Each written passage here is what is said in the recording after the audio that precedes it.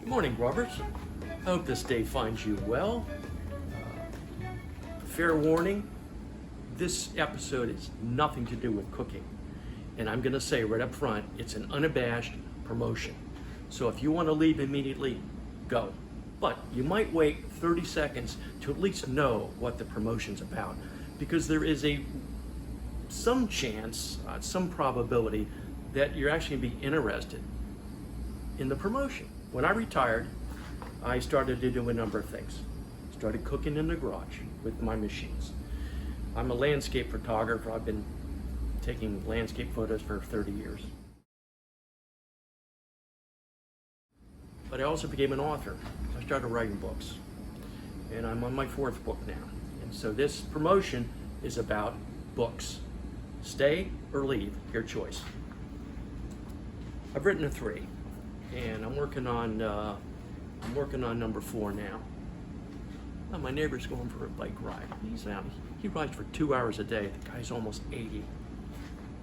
Wow, I'm impressed. Anyway, book number 1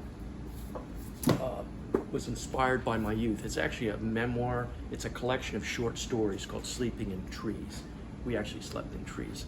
1960s, growing up in suburban Miami in a neighborhood with 10 boys.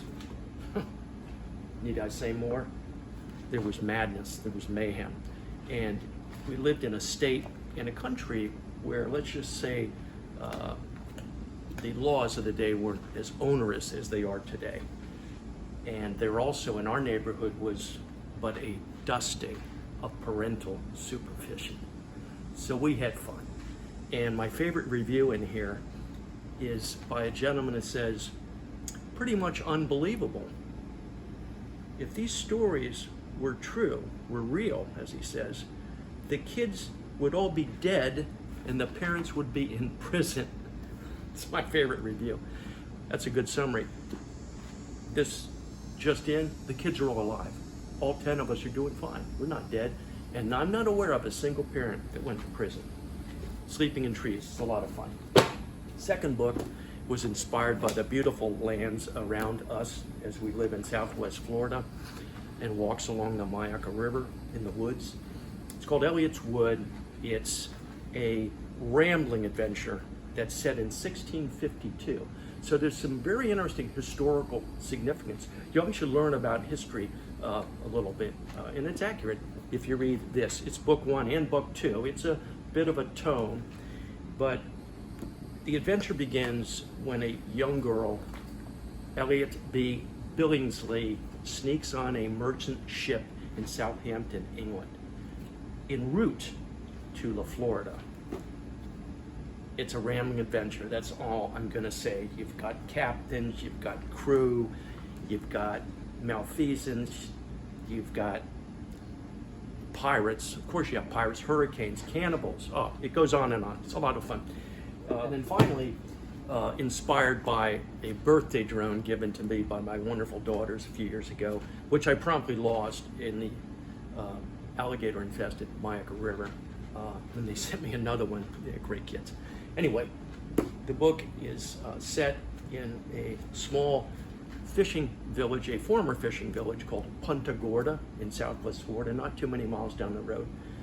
And the story begins, though, in Liberia with a young boy who is living in squalor in a war-torn country and comes upon a murder scene where he happens to find the murdered diamond trader's stash of rough-cut stones worth over $7 million. So young Barabati realizes this is perhaps his best opportunity in life to get away and make a life, splits.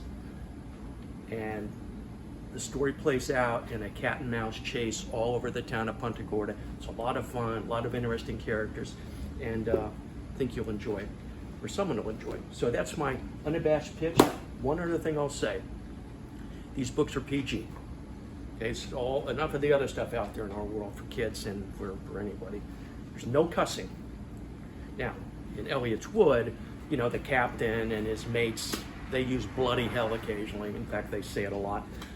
They drink some beer, some mead, some rum, some wine. You know, they're They're shipmates in the 1650s. What do you think they're going to do? There's no sex. There's no drugs. So these are clean books, and you'll realize if you read one or the other that life can be a lot of fun without all that stuff. So anyway, enough said on that. If you enjoy reading, might have some chicken thighs in your air fryer, pick up one of the books, and maybe have a brew or a glass of wine and read a little bit. It's a nice way to live when you have the time. Next episode, we're going to get back to cooking. Link below takes you to my author's page if you have an interest. If not, it's all good. Thank you for joining, Rubbers. We'll be back in a little bit.